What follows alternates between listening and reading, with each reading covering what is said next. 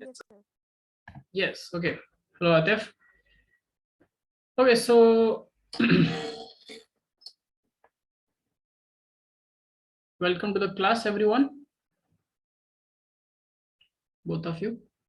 And where were we in the last class? Yes, we finished the male reproductive system, right?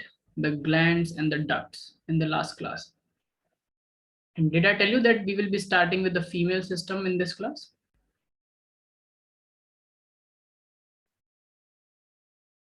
Okay. Okay, so let's start with a brief recap of glands and the ducts, just the glands and the ducts, because I think spermatogenesis we have already done in last to last class, and this is clear to both of you, right? Atif and Hiba, any doubts in spermatogenesis? Okay, so let's start with the glands and reproductive systems recap. Atif, would you like to start? So you go with the glands and then Hiba can go with the ducts. Okay, quick. Okay, so there are three glands in the male reproductive system. That is a pair of seminal vesicles, a prostate gland, and bulbourethral glands or Cowper's gland. So so the seminal vesicles are present posterior to the bladder, and each gland has a short duct that goes with the vas deferens and forms the ejaculatory duct. And then the secretion of the seminal vesicles is a viscous fluid containing fructose. This fluid also contains prostaglandins and proteins. Prostaglandins provide motility and viability to the sperm, and proteins provide slight coagulation reaction in the semen after ejaculation. Yes. Then we have the prostate gland. Sorry, can you 1 minute? Yes, let's come to prostate gland. Is it visible to you? You are mute, Atif. 1 minute, sir. Yes, okay.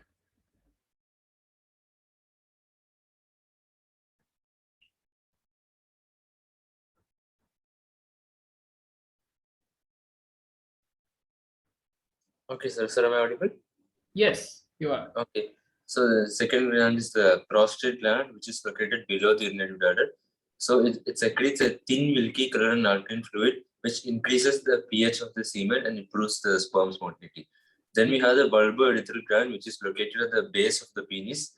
It starts secreting in response to sexual stimulation, and it secretes an alkaline-like substance, which makes the urethral passage alkaline and lubricates the passage in the penis, and then it neutralizes the acidity in the female tract.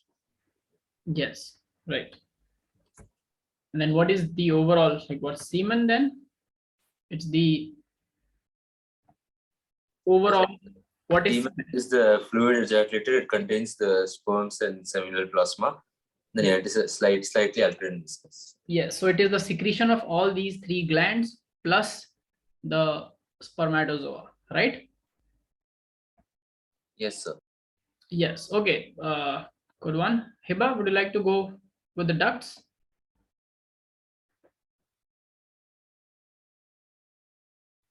What did we study about the ducts in the last class? Quickly.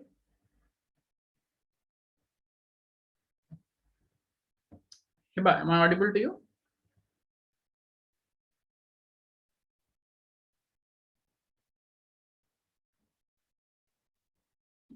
Yes, yes, Hiba. You were not audible. I could see you unmuted yourself, but you are still mute.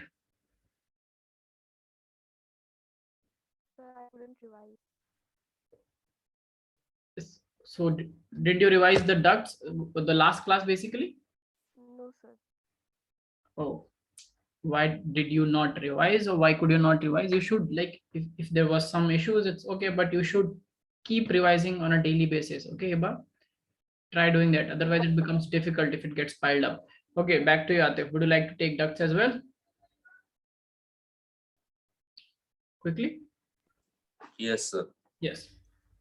So there are three ducts in the testis: the epididymis, the vas deferens, and the spermatic cord. There's also retro testis, vasa efferentia, and Yeah, basically. So the epidermis is a comma-shaped organ, which is the site of sperm maturation.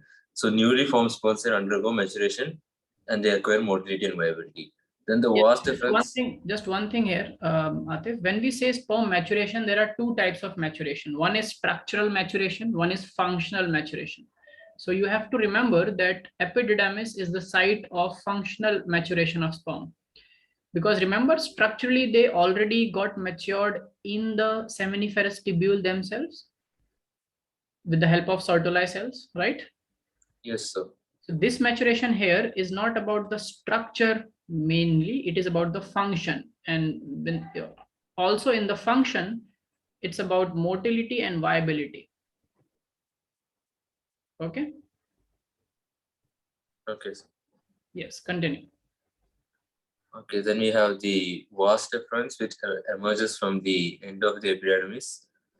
The function of the vas deferens is to transport the sperms from epidermis to urethra by peristaltic contractions. Then you have the spermatic cord, which is a supporting structure that consists of the vas deferens, testicular artery, testicular veins, lymphatic vessels, autonomic nerves, and cremaster muscles. Yes.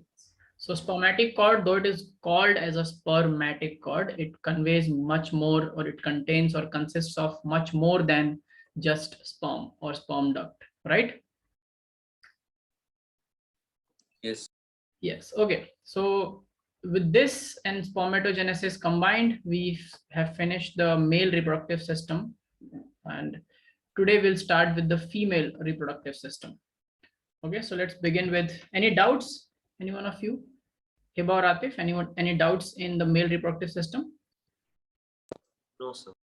Okay, so now when we'll go to female reproductive system, please do remember the male system, because I will be drawing parallels at places where it is required. We will be understanding that what is the equivalent organ or equivalent function happening in males. Okay, so female reproductive system.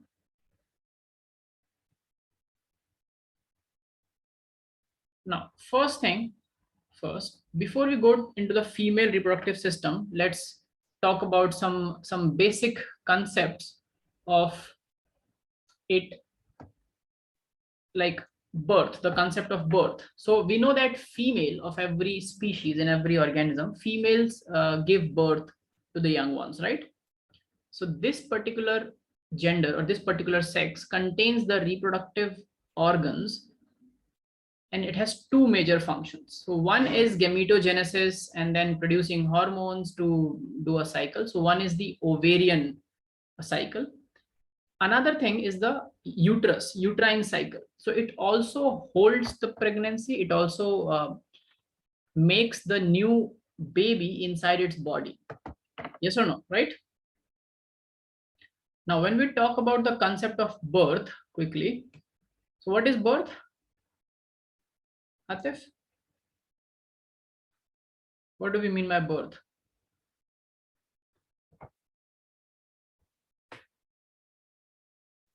Birth is like coming out of the new offspring, right, from the female's body. Now, it can happen in two ways. One is either in the form of eggs, correct? Organisms can lay eggs, and the new embryo is developing inside that egg, which comes out of the body, and the embryo continues to develop inside it, and after some time it breaks or hatches out of the egg, right? So those which lay eggs are known as oviparous organisms. Okay, the word oviparous, O looks like an egg, so you can say that the word itself starts with an egg-shaped alphabet, so it's for egg laying. And the next is which gives live birth. Okay. Now, in live birth, we call them viviparous. Is it clear? This you already know, right? But do you know that even so humans are viviparous, right? Yes. Yes. And other examples which are viviparous are? cats, dogs, right? They all are viviparous. Examples of egg laying: birds, right? Basically, birds give egg. Yes? Yes or no? There is only one exception of a mammal which lay eggs. Do you know this? It's called platypus. Platypus is an egg-laying mammal. Okay? It is the only mammal which lay eggs. Duck-billed platypus, it's known as, or platypus. So organisms which give live birth to their babies. Any one of you have seen or know how a human baby is born? When we are inside the womb, any idea that where are we? Are we just inside the womb?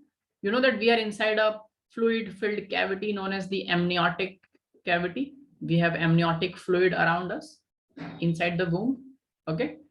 So human babies, when they are inside the womb, they have an amniotic fluid around them. So they are covered with amniotic fluid. Is it clear?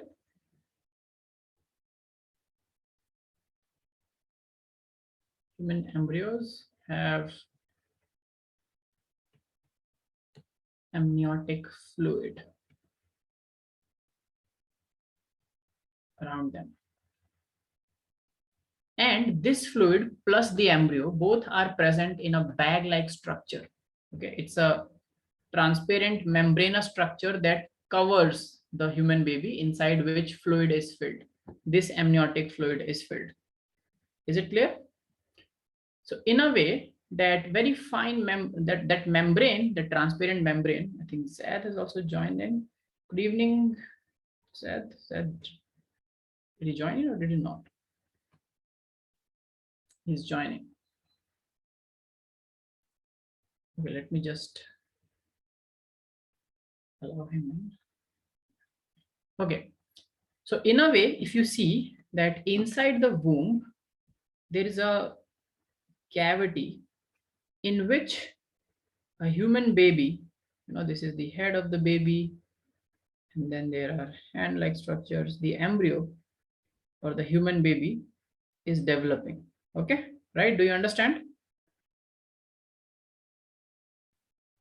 And this is the umbilical cord. And this here is amniotic fluid. Is it clear, everyone? Yes. So we are, in a way, we are also surrounded by a membrane. We are also in an egg kind of a thing, right? But that egg is not hard like the eggs we see. But even in organisms that lay eggs, how many of you have peeled off a boiled egg? Atif, have you ever peeled off a boiled egg? Yes, sir. So if you peel off a boiled egg, you will first see that the first layer is that hardened shell, that calcareous shell that comes out, right? Beneath that calcium layer, you will find that there is a fine membrane that covers the egg. You also have to remove that. Sometimes it comes with that calcium shell itself, but if you can remove it in a fine manner, you will see that there is a fine membrane beneath the calcium layer, right? Yes, sir. And if we somehow can dissolve that outermost hard shell, we will see that there is a still intact egg which is packed in a transparent membrane, just like a human embryo is inside the womb. Yes or no? Yes, sir. Yes. So these membranes are basically the membranes which allow exchange of gases in eggs, because the eggs in a organism which lay eggs, inside the egg there is no umbilical cord or placenta or connection between the female and the baby developing embryo's body. So they have to depend on gaseous exchange from outside, from the environment. So both the calcium layer and the inside membrane both are semi-permeable. Is it clear? Yes. Calcium layer has small pores, and that membrane is permeable to gaseous exchange. Okay, so the concept of birth is clear. Through both the ways, we are developing a baby inside, either in a membrane in case of organisms which give live birth, or inside a hard shell which is laid out of the body where the development happens. Clear? Yes, sir. Yes. Now also let's quickly go to the events that are happening in the female system before we go and study the organs and the details. So we know that the first event is fertilization, right? From where it all begins. And what happens after fertilization? A zygote is formed, right? And this zygote, then what happens to this zygote? This zygote gets implanted inside the female uterus. We will study about this later. But when this gets implanted, it is fixed there at one place inside the womb, right? And from this point onwards, what starts is known as pregnancy, right? Or also known as the gestation period in biology. So gestation period of pregnancy means same thing. And what is the gestation period in humans?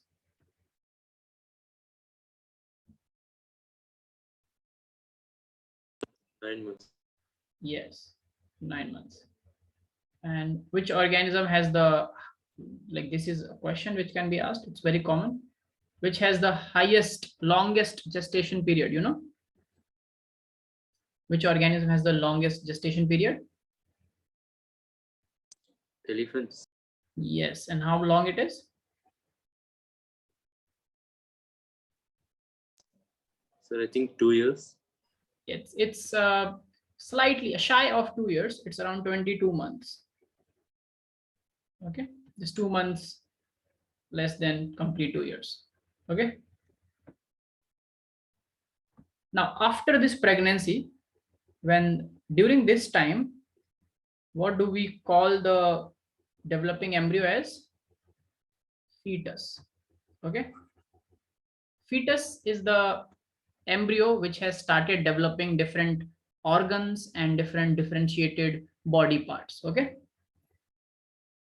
And in fetus, you can write by the end of first trimester. What do we mean by first trimester? 3 months. Okay. Yes, sir. Pregnancy is divided into 3 trimesters, first, second, and third. 3 trimester means 3 months each. By the end of first trimester, which is 3 months, almost all important vital organs are formed. They're not fully developed or functional, but they are formed. They are there inside the fetus. Okay, so you can write down almost all vital organs are formed. Which is the first organ to become functional, you know?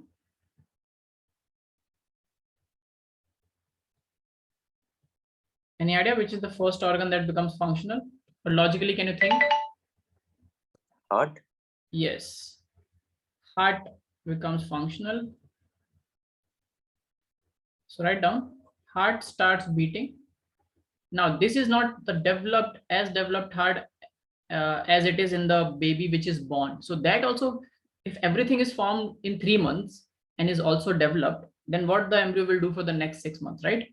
So the development keeps happening, but heart starts beating very feebly. It's a very small heart, just a flap basically, which is beating and pushing the fluid or the newly formed blood in the fetus body.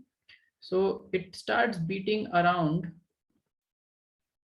22nd day of implantation, after implantation. Okay. Is it clear? Just some facts that you should know. And then birth takes place. No doubts? Now let's go to the organs then. So I've already told you, like we have discussed this in the very first classes.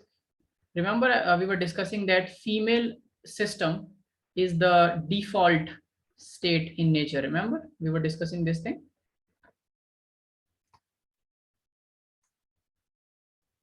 And Yes, sir. which means that all the organs that we have studied in a male system,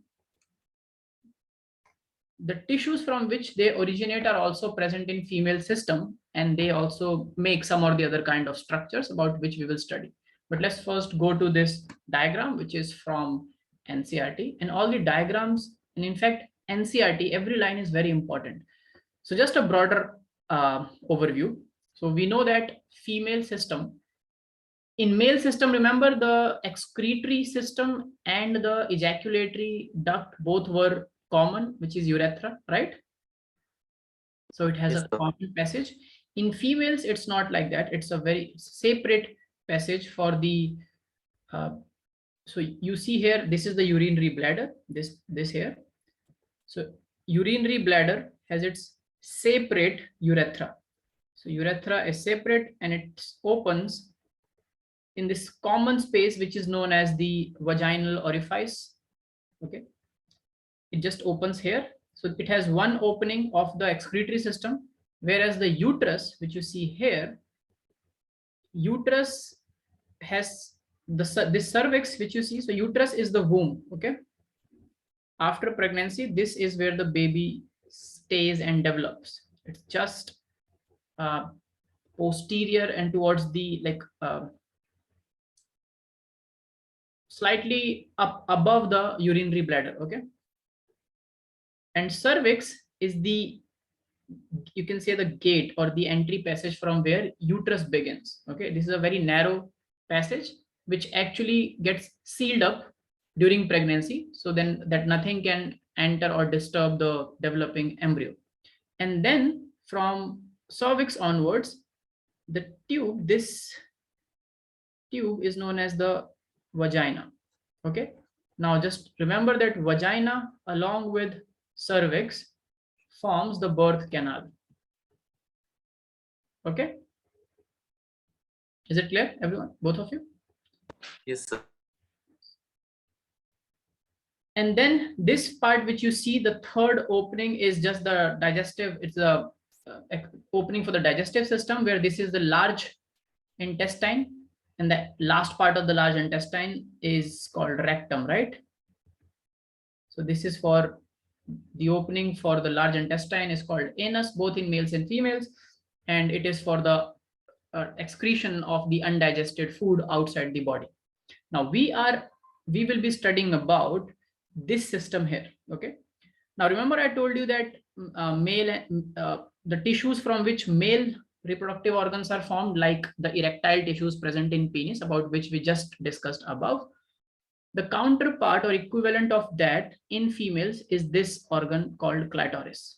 We will be studying about clitoris later on, but you remember, just remember that this clitoris is an equivalent of penis, penile tissue, equivalent of penile tissue.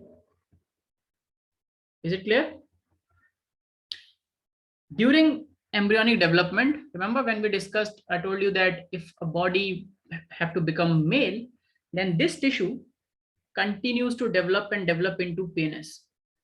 If it does not have to develop into a male, then automatically it will develop into, it will not grow for further and will just become clitoris. Is it clear? Is it clear? Yes. Yes.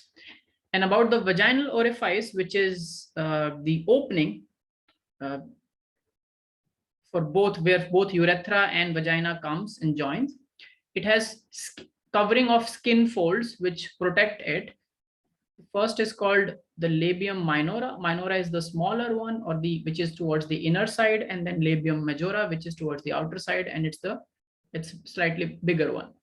And vaginal orifice is this common orifice. Okay, so this is from a lateral view where you can clearly see that urinary bladder is present and your uterus is present.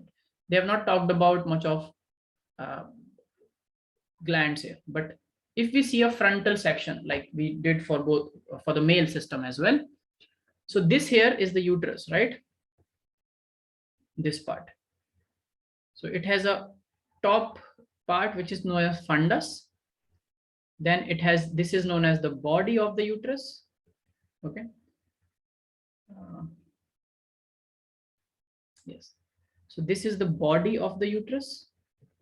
And then third part is this cervix. This is the narrowest part, which ends from where the uterus, the entry into the uterus begins. So fundus is the first part, body is the second part. Just a moment. Yes. Fundus, body, and cervix. These are the three parts of the uterus, basically. And you see this wall of the uterus, it has three layers as well. So the innermost layer is called endometrium, because the word endo means, endo in biology means inner. Okay. Endocytosis, you will read this word somewhere in biology, endocytosis, or endoderm. Remember? Ectoderm, mesoderm, endoderm. Yes, sir. Yes. Okay. The second layer of the uterus is called myometrium. What does the word myo in biology means? I've told you about this. Muscle. Yes. So it does not mean middle, it means muscle. So the middle layer is full of muscles. It is a muscular layer. Now, wherever we have muscles, what is the most common function of any muscle in the body? What do muscles do logically? Any muscle, what does it do? What does the muscles in your legs and your hands do? Quickly, Atif. Muscles contract and relax, right? They help in movement by contracting and relaxing. Similarly, the muscles present in the myometrium are responsible for contraction. And the contraction, why these contractions are important and where are they important, we will study about that. But this layer can make the uterus contract. Okay, is it clear? Yes, sir. And then the third part, which is perimetrium. Peri means the outer. Okay, so it's like the covering which protects. Now, apart from uterus, on both the sides, there are two ducts going, or tubes going. It is known as fallopian tube or oviducts. Okay, oviducts. So there are two, and if we talk about the oviduct itself has three parts. The part which connects this duct with the uterus is known as isthmus, the first part. Okay, it's the narrowest, the shortest, and it connects the uterus with the oviduct. Okay, then the longest and the widest part is known as ampulla. Ampulla is actually 2/3 of the whole oviduct. Okay, is it clear? Yes, sir. And then the last part is called infundibulum. Infundibulum, at the end of it, contains these fimbriae, and fimbriae are these finger-like structures. And what do they do? So fimbriae, they collect the released egg from ovary. And this is where ovary is. Okay, now it's not like that this space is empty. No space in body is like there is nothing. There has to be muscles which connect organ with organ, you know, and these layers of muscles are called mesenteries. You know what are mesenteries? Have you heard of mesenteries before? this term, mesenteries?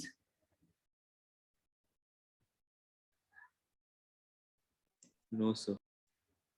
You know, if you open a human body, you will not see the body the way they show in the diagrams in the book. So when you open a human body, you will not be able to see all the organs perfectly put in place.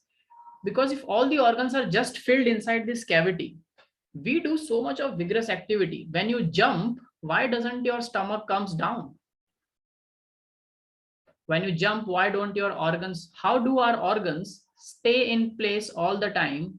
Howsoever hard or vigorous activity we do, they never dislocate from their place, right, Atif? Yes or no? Yes, sir.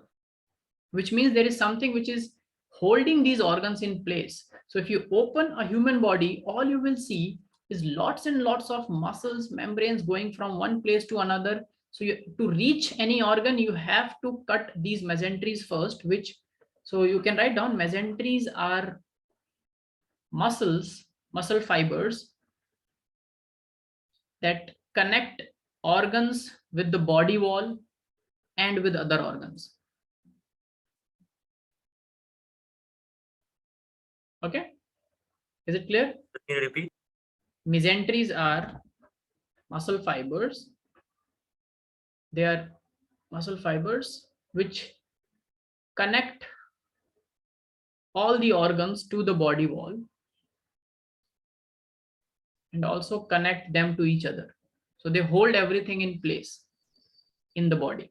So that's why even if you jump 100 times, no organ in your body is going to get dislocated. Okay. So this is ovary.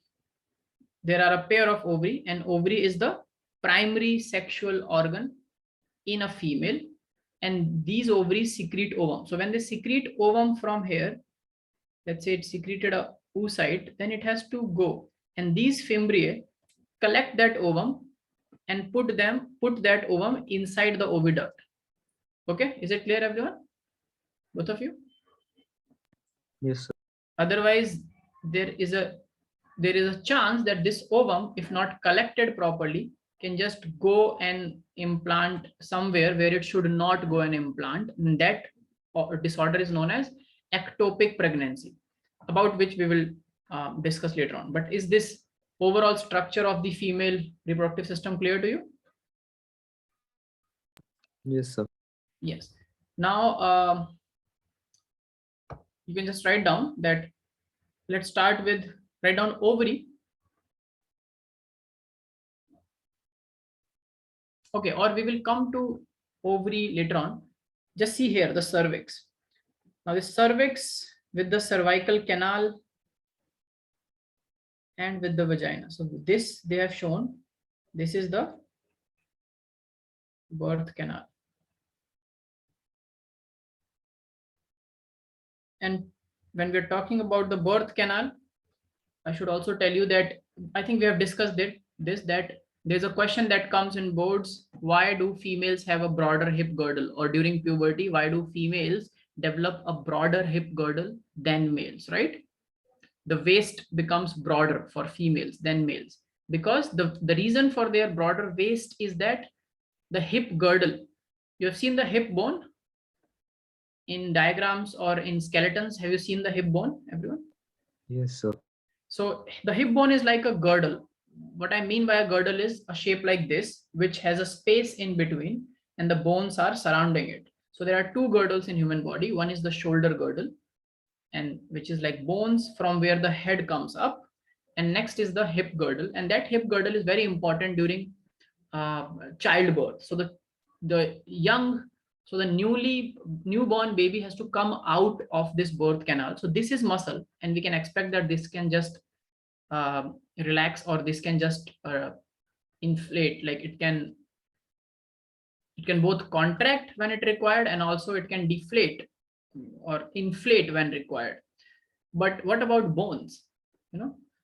So to aid that thing, to aid the process of childbirth, the bones in females are already slightly broader, the hip girdle, and also it is not fused permanently.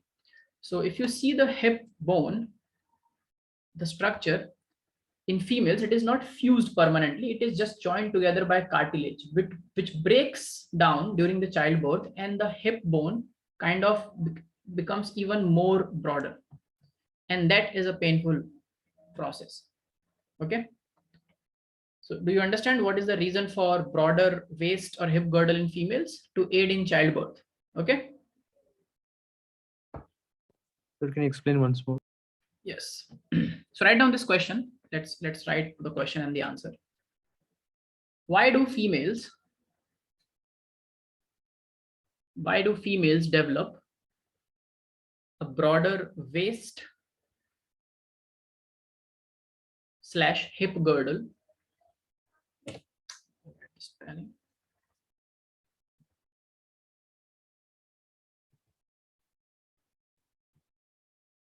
Why do females develop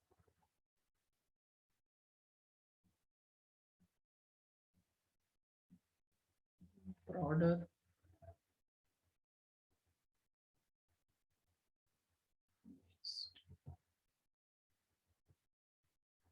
hip girdle during puberty?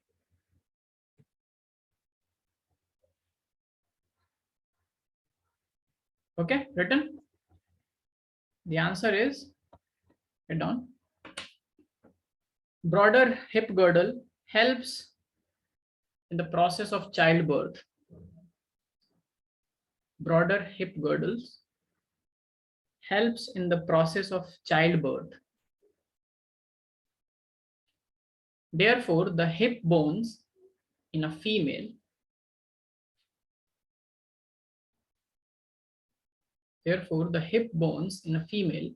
are not permanently fused together. And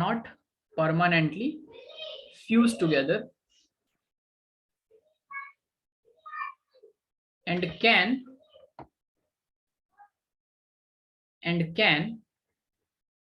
stretch out during the childbirth. So they are not fused together permanently. They are connected together by cartilages and ligaments. So they can stretch during the childbirth. So to make more space for the baby to come out. Is it clear, everyone?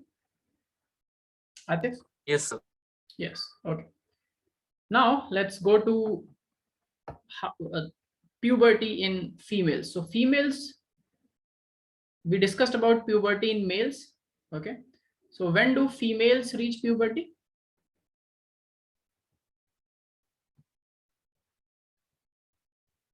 Females reach puberty when? When do they reach puberty? Hiba. Are you there? I have been sitting silently all this time. Please participate. If you will not discuss, these things will become boring and just facts that you have to remember. When do females reach puberty? Do they reach puberty earlier than males or later than males? Atif? About 13 to 15 years. Oh, that is for males. For females, it is 11 to 13 years. Remember? Yes, sir. They reach puberty at least a couple of years earlier than males. Okay. And what are the puberty associated secondary sexual changes? So write down. Secondary sexual changes in females. Yes, tell me, like we did for males. What do you think are the secondary sexual changes? Lighter voice. They have a high-pitched voice, right? Not lighter, okay? It's not like heavier and lighter, like their voice is not light in weight. When I say heavy voice, it's not like the voice is very heavy. The voice sounds more, what do you say, coarse, you know, and low pitched. So this is high pitched, so their voice becomes shrill. Shrill is another word. Okay, next. Good, Atif. What else?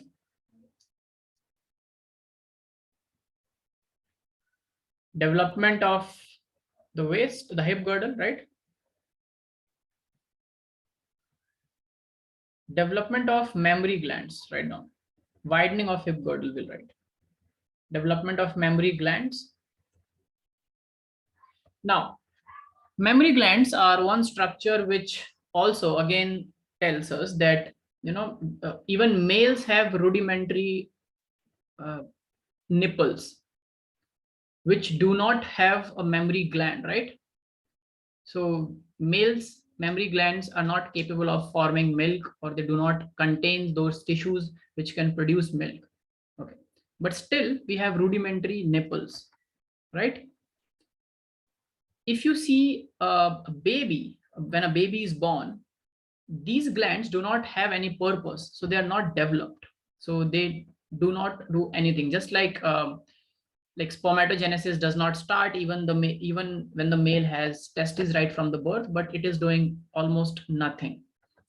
Just after the puberty reaches, this is specifically for females, that development of mammary glands take place. The third thing is widening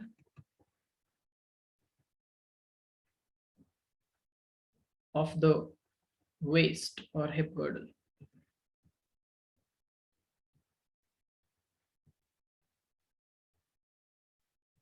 Okay, is it clear?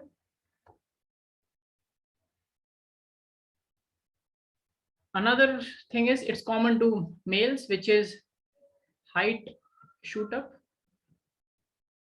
Height shoots up both for males and females. But it's a very common observation. You will always see it in your classes or in your families if you have younger cousins, that females always shoot up in their height early because they reach puberty early. So females tend to become, so if you see a female which is 12-year-old female versus a 12-year-old male, you will see that females shoot up in the height. So during that phase, they look taller than the equivalent aged males. But when males reach puberty, they also shoot up, and then they, cover it up. Okay, is it clear? Yes. Anything else? And other things are common, like fat distribution. This was happening for both. Muscle mass does not increase in females very significantly during the puberty. Okay, muscle mass development happens in the effect of testosterone. So that is one thing that happens in males. Okay, so fat distribution is there. Anything else that we are forgetting? Yes, menstrual cycle begins, right? Menstrual cycle, or the flow, is called menstruation, also known as bleeding, menstrual bleeding. This begins. Okay, and what? I think that's all. Oh, common thing is development of pubic hairs, but again, no facial hairs. Normally the facial hairs do not, the beard and mustache do not develop in females, because that is again under the effect of testosterone. Is it clear, Atif? Yes, sir. Eva, is it clear to you as well? But pubic hairs develop in both males and females. Okay, if anything comes up, we will include it later on. So we realize that puberty has happened, and an interesting thing is, when does puberty starts? Let's talk about a very important concept. So puberty in female, let's take the lower limit. If, okay, we are solving a question here. It's a neat question, so you have to focus. If puberty starts at age 11, okay, what is this phenomena known as? When menstrual cycle starts, what is it called? It's called menarche. Write down. Menarche. The beginning of the first menstrual cycle. We will study what is it in detail. The beginning of the first menstrual cycle, which actually marks the onset of puberty in females. So menarche happens at the age of 11. Now, when does this cycle ends in female? So female system is different from male system in the way that male system, the male sexual maturity or the reproductive phase never ends. After puberty, a male continues to form sperms or gametes till it dies. Okay, is it clear? From puberty to natural death, or from puberty to death, is the reproductive age of a male. Is it clear? Both of you? Yes, sir. But this reproductive phase ends in female, and it ends around, let's say, the age of 45 to 50. So let's take 50 years, as we are taking the lower and the higher limit, and this is called menopause. Okay, menopause stage. Now, how many years are total? Total years of reproductive phase in a female.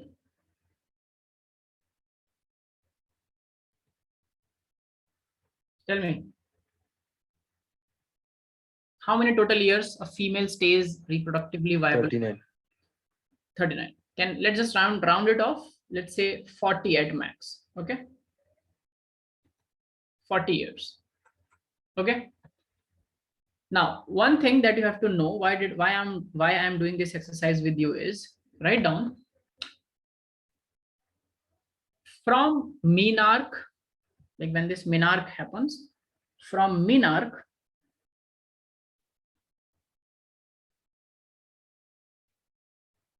onwards, every ovary, okay, yes, or you say each ovary is good. Every ovary sounds like a tongue twister. So each ovary, so there are two ovaries, right? Left and the right ovary. Yes. So each ovary releases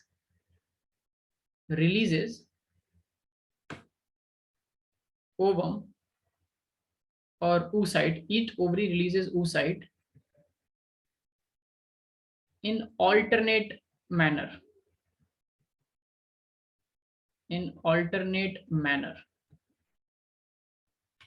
Or in alternate cycle. So if in the first cycle the left ovary released, then in the next cycle, what will happen? Right ovary. Right ovary will release. Okay. And then in the third cycle, when the right ovary is releasing, left ovary is not releasing in that month. And this one menstrual cycle, we should have written it here. So let's write it in the top. Menstrual cycle. How long is a menstrual cycle is for? It's approximately 28 days. Okay. So we can say it around a month, right? Menstrual cycle is for 28 days. So if we take it as a month, and let's say in 12 months, there will be 12 such cycles. So each ovary releases how many times in a year?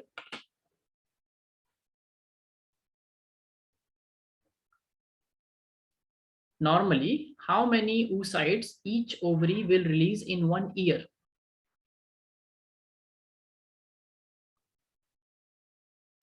12. 6. One ovary is releasing only alternatively, right? So in January, if left ovary release, then in February it's right. Then again in March, it will be the left. So if it will be January, March, May, July, September, like that, November.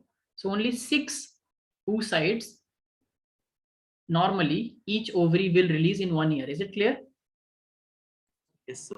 Write it down.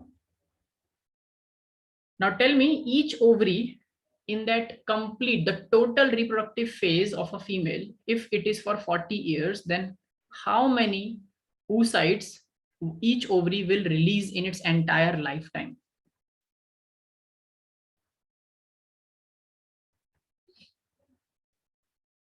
Please do the maths and tell me.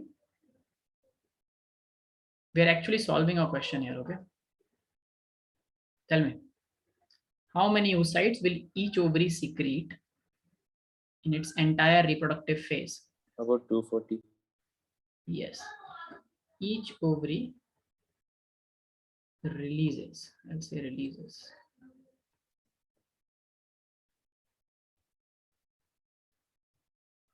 approximately 240 to 250, right? Let's say it like that. Let's take a range. Oocytes in the entire life. Okay. Because in females, the reproductive phase is not from puberty to death. It is from puberty to menopause, menarche to menopause. Do you understand the difference? You are appreciating? So each ovary will release only 240 to 250 oocytes in the entire life at max. And this is where we are not including the time lost in pregnancy. So when a female gets pregnant, for the next 9 months, will it release any ovum? No, because what will happen? There's no need to release. There is already a baby developing. You do not want another fertilization. That cannot happen. So there is no release. So we are not calculating those losses. So if even if a female have 2 kids, she lost around 18 months. So 18 oocytes are already lost. So even 240 to 250 is the highest benchmark that females may not reach in their life. The only way to reach is it to not produce any kid in the entire life and live till menopause. Okay, then this is possible. But we are taking the highest, the upper cap. In total, combined, both the ovaries will secrete how many oocytes? Not more than 500 by any chance. Yes, Atif? Sir, how exactly is like menopause? I'm not sure how to state the question. Like, how exactly is menopause like induced by the body? Does menopause like end when the ovary runs out of eggs, or is there like a? Yes, so that is one common thing in people's head, that if you run out of fuel, then something ends. But this is why I was doing this whole biological mathematics with you. So just hold on for one moment and we'll come to the answer. Okay. Now, Yes, this sir. is very interesting and also very, very bizarre. So this is the maximum number of oocytes each ovary is going to use in its entire life. But when does oocyte begins in females? Quickly, Atif. When does oocyte begins in a female? I don't understand. What do you mean by when does oocyte begin in female? Sorry, oogenesis. Oogenesis begins in a female. When does the formation of oocytes? When does spermatogenesis begins in males? At puberty, right? Sorry, sir, can you repeat? When does spermatogenesis begins in males? At puberty. At puberty. So before puberty, the male system is not producing any gamete. Yes, sir. Now, if I ask you, when does oogenesis starts in females? It begins in females. Embryonic stage. Yes, so you know this because we have already discussed that it starts in the embryonic stage, right? And I told you during the embryonic stage, when it starts and then gets arrested at a particular phase that we will study later on. And then from birth to puberty, nothing happens. So it's like you have lots of cells which are arrested or preserved at a particular stage, and then you do not you do not give any care to them. You do not worry about them for the time period between birth to puberty. Then puberty happens and all of a sudden female system realizes, oh, we have a lot of primary oocytes. already stored. So let's start maturing them and releasing them. Is it clear? But you know, Yes, how many primary oocytes does a female ovary produces during embryonic stage? Write down. The female ovary during embryonic stages, the female ovary during embryonic stages, when the female itself is an embryo inside the mother's womb. So the female ovary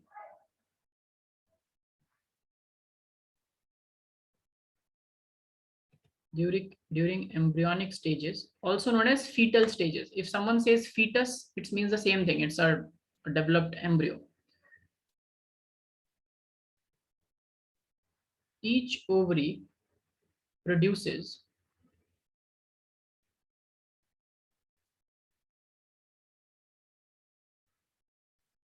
around a couple millions of primary oocytes. A couple millions. How much is it?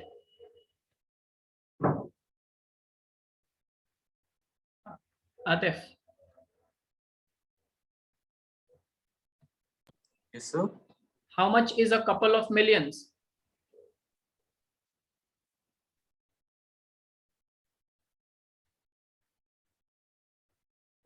Any idea? Much more than, like, it's around 20 lakhs of these oocytes are made. You understand? yes, sir. Why are you making something in lakhs when you have to use in hundreds, right? So during the embryonic stage, it's in millions, which gets in bracket, write down, which gets arrested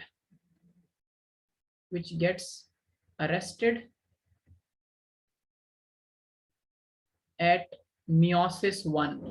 Remember meiosis, it has two cycles, M1 and M2. Yes, sir. Yes.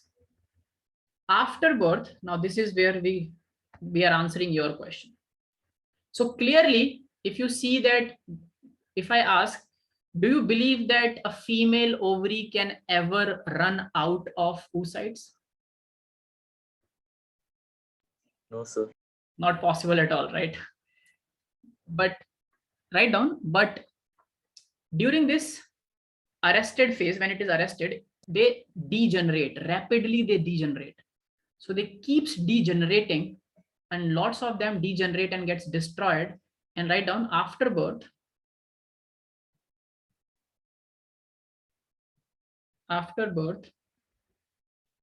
each ovary contains, now you must be thinking that now there will be a twist, and we will get to know that ovaries can run out of fuel, right?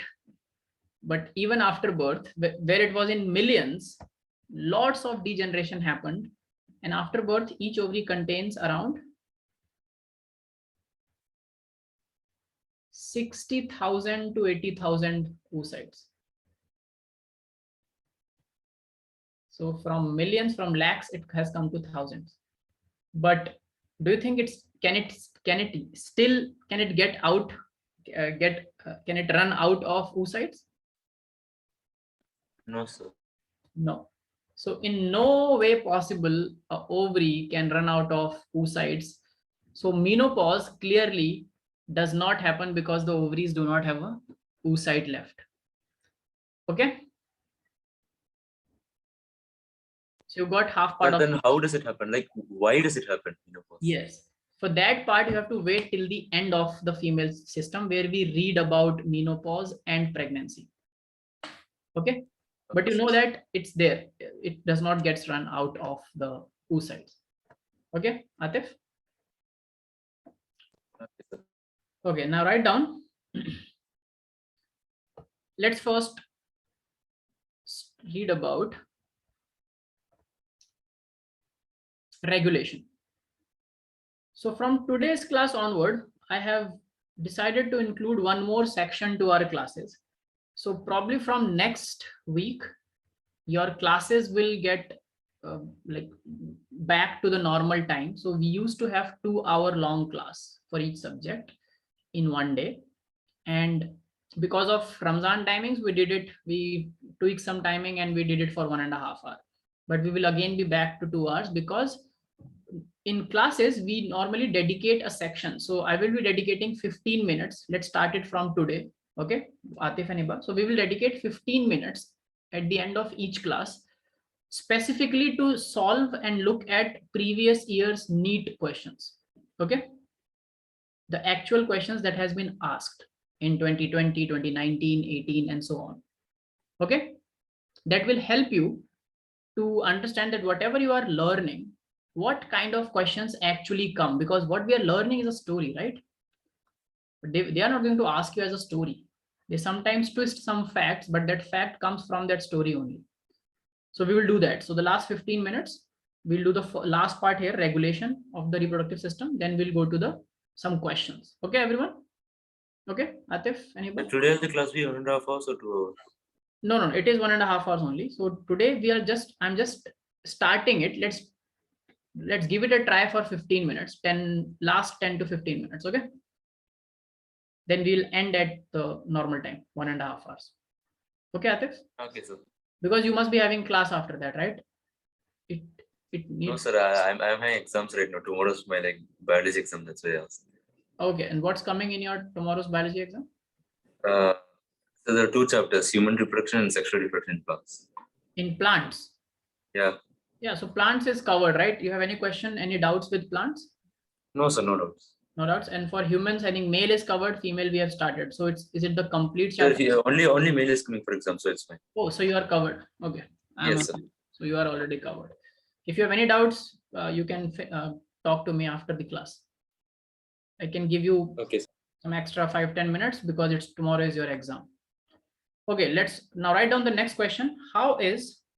This is again a board's question for 5 marks. It has come, and lots of entrance question also comes from this part. So write down how is a female reproductive system?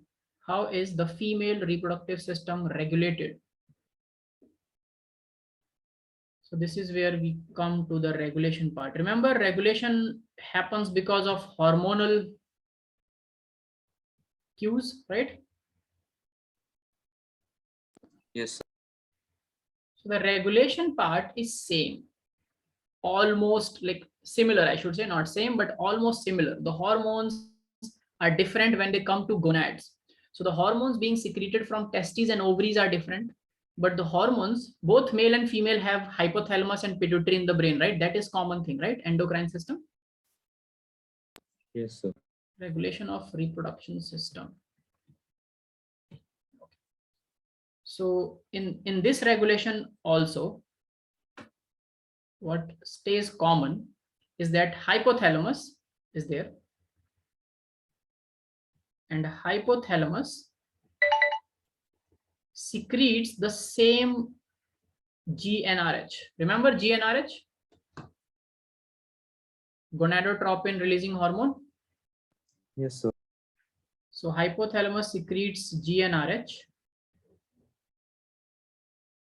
and you can write the full form of it.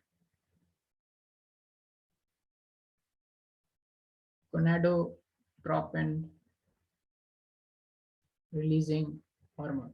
Now it is a releasing hormone, right? So what it will do, it will go to pituitary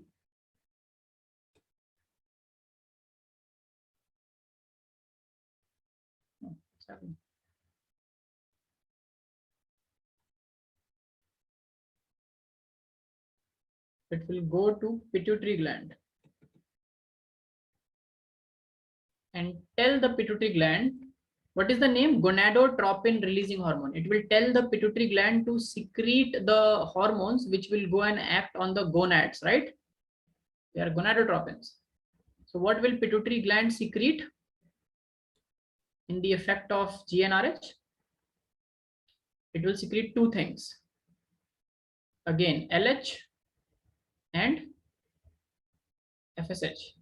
I do not need to tell you the full form now because they are the same thing from the last system, from the male system. Yes, Atif? Yes, sir.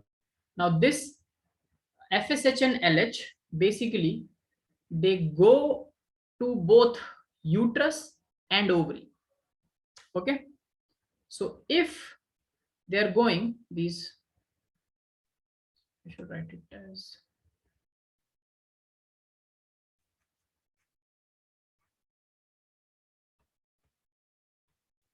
FSH and LH. Now the full form of LH is luteinizing hormone. Okay, now if they go to, let's first talk about ovary.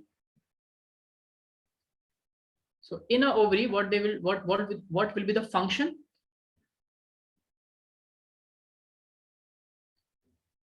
So oogenesis, not oogenesis. Now it is not genesis happening. So I will say oocyte maturation, because oocyte is already present, right? Remember to be careful. Oocyte maturation begins. Okay, Atif and Hiba? Because the oocyte is already there in the ovary.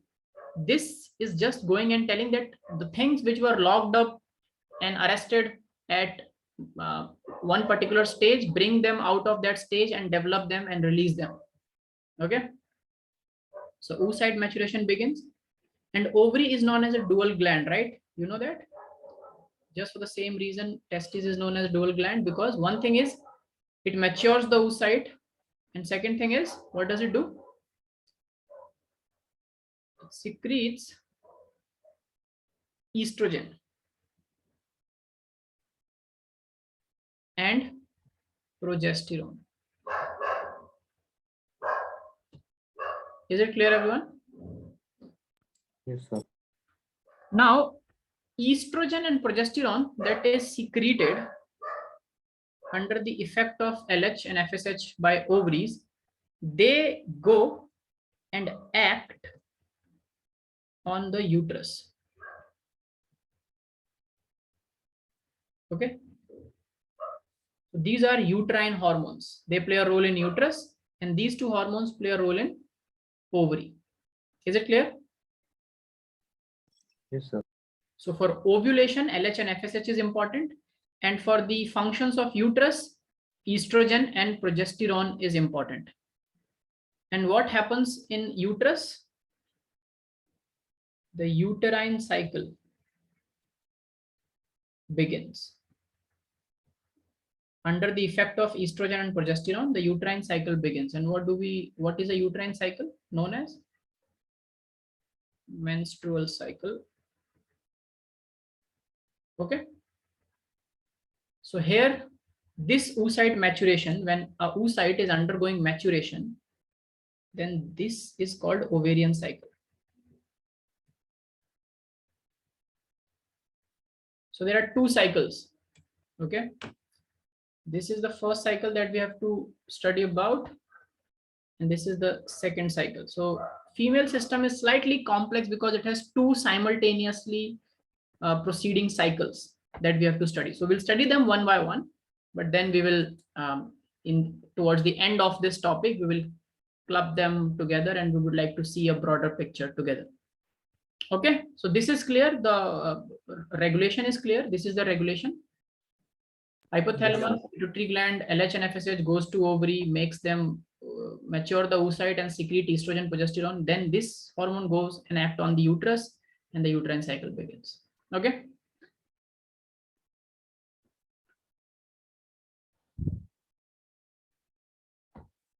Okay, so please write this down. I'm giving you 2 minutes to make this cycle.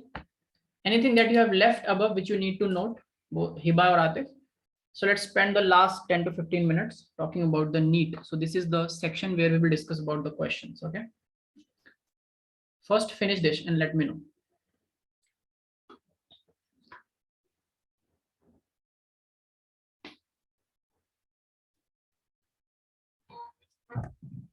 Let me know when you're done writing.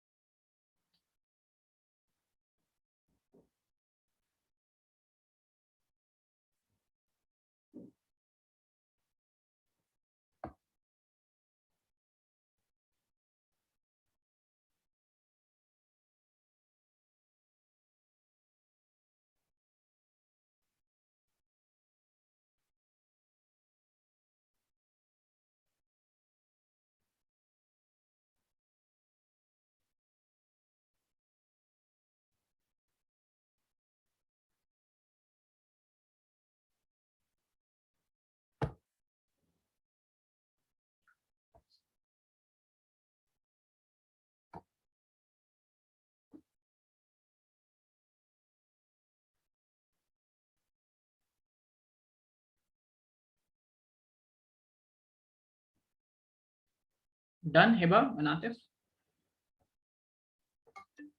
1 minute, sir.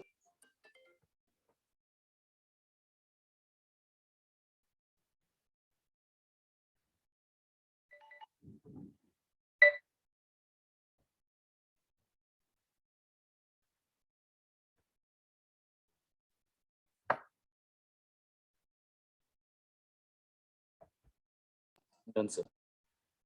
Okay.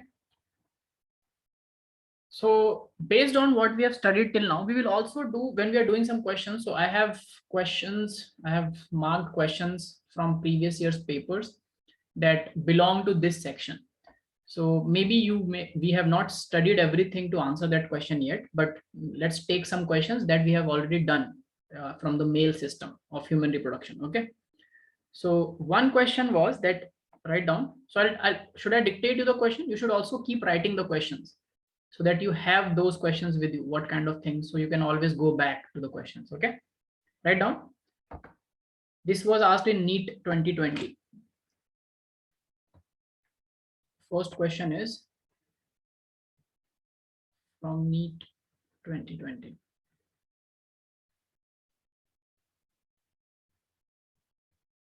And write down, it's about in human beings,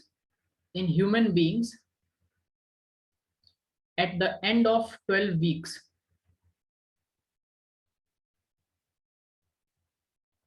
in human beings at the end of 12 weeks. So basically what it is trying to ask you, how much is the end of 12 weeks?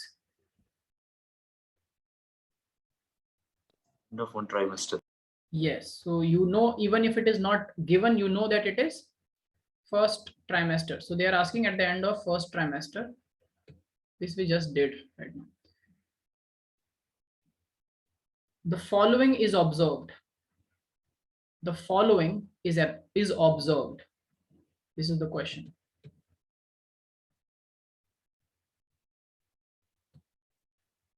That on the first option is eyelids and eyelashes are formed. Eyelids and eyelashes are formed.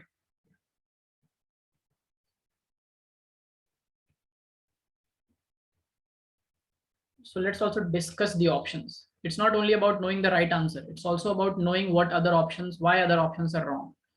So eyelids and eyelashes are formed. Eyelids are right, like eyelids are there from the beginning because the lids are closed. A baby do not have an open eye when it is inside the womb. So eyelids is there, but not the eyelashes. Okay, so that's why this option is not true. Is it clear? So you have to pay attention to the details. So if you see eyelids and eyelashes are formed, yes, it seems very probable because the baby's eyes are closed. Next option is most of the major organ systems are formed. Most of the major organ systems are formed. We studied something similar, right, today? Yes, sir. I told you that all the major organs are developed. So if the organs are formed, not developed, but if the organs are formed, there is also a possibility that organ system must also be there, right? So this till now looks a very probable option, right? But let's go to the third and the fourth. And do not do this mistake in entrances. When you read the first option and it seems that this is the right option, please go to other options as well. Okay. You might understand that something is spooky in the options. Third is the head is covered with fine hair. The head of the baby, clearly, but they have written the head is covered with fine hair. Now the head of a baby is actually covered with fine hairs when it is born, right? Yes, sir. But not after the end of first trimester. So this is a wrong answer. This is clearly a wrong answer. And fourth is movement of the fetus, which means if fetus starts showing movements. You must have read that fetus is actually, moving the hand or the feet or kicking from inside the womb, and you can feel it from mother's belly. So sometimes when the female kicks, the fetus kicks, the mother gets to know that it kicked. It is moving inside the womb. Yes or no? Yes, sir. The movement of the fetus. Now, what do you think is the most correct answer, or is the correct answer among the four? Option 2. Yes, this is the correct answer.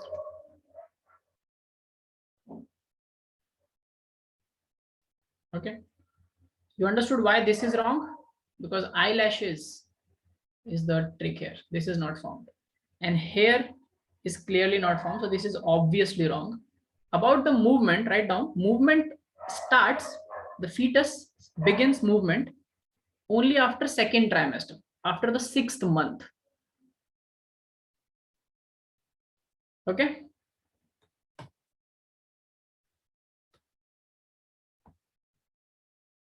Clear?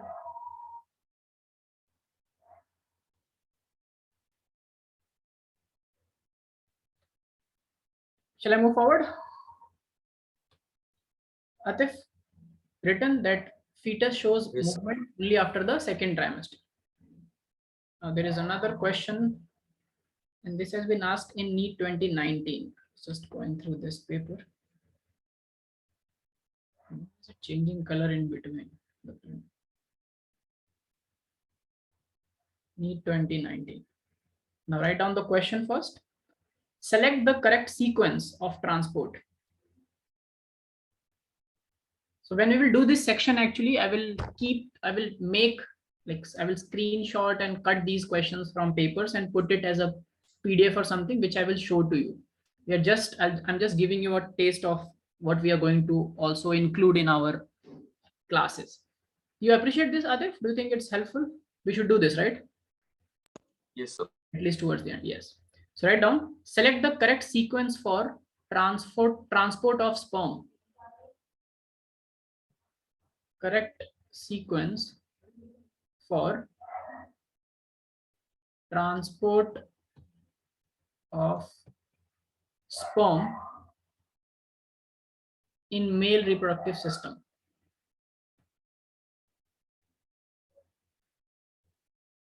In male reproductive system.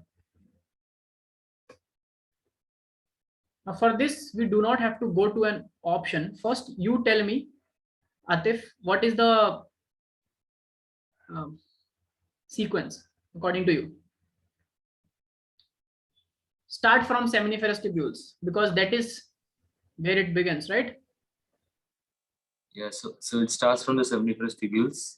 Yes. Then it goes to the radiate testis, then the vasa efferentia, then epididymis, vas deferens, like the ejaculatory duct, and finally the urethra.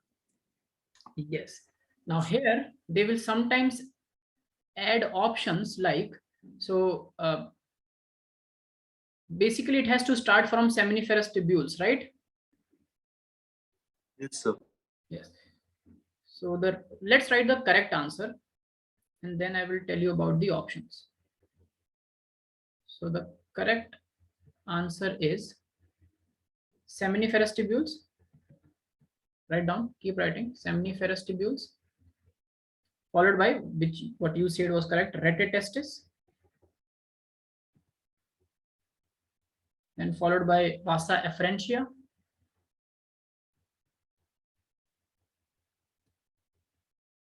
then epididymis,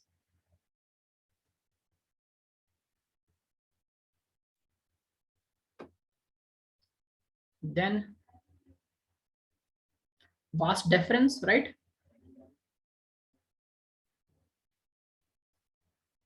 And then from vas deferens,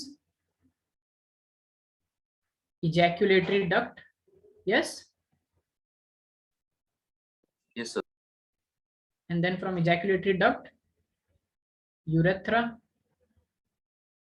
And they have also one more option, like in this chart, which is urethral meatus. So let's know what is this. Urethral meatus means the opening of urethra. the opening at the tip of the penis is called urethral meatus. Is it clear? Yes, sir. Yes. So clearly this is the right answer. But there are wrong options also, which I will read for you. In the wrong option, they will just mess up this series. So if you know this, of course, you're going to do this question correct. But they bring in certain terms, like one term is inguinal canal. So I would like to tell you about this. Write down. Inguinal canal. It is in NCERT, but it has nothing to do with the reproductive tract from where sperm moves. In fact, inguinal canal, write down what it is. You know, when I remember I told you that testes, when they are formed up in the body towards the kidneys. Yes, sir. But then they descend down into the scrotum. Yes. When they descend down into the scrotum, they descend down through this canal. So write down, inguinal canal is the passage through which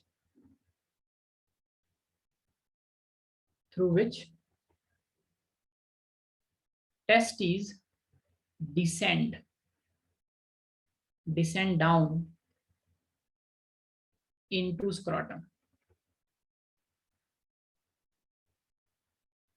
Just to confuse, if they give you this thing in the option, and what they can do is, after urethra, they can write inguinal canal and urethral meatus, or they can just skip urethra and write ejaculatory duct, inguinal canal and urethral meatus, but still that option will be incorrect, right?